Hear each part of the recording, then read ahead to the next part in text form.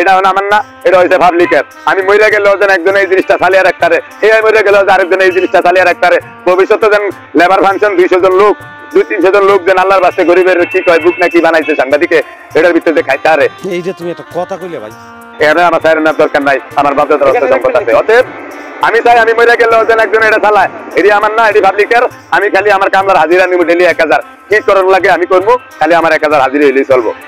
4-5 দিনে আমার বহুত টিয়া জমছে, বিদেশের অনেক লোকজনে মানে ফোন দিতে আছে, এটার বিকাশ কিনা এই না এই না, আমি কেউ কই না যে না আমি 2জন লোক লিয়া বুঝালে কি করম যাই টিয়া, এই টিয়া আমার দরকার নাই। ফালতু কথা একদম কবি না।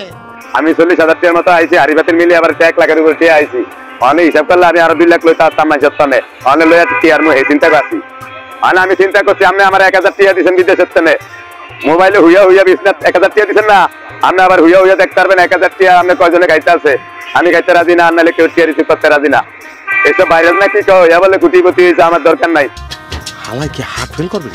আমার বাপদাদার অর্থ সম্পদ আছে, হেডি উসিল করে দিলে আমার সরকারে।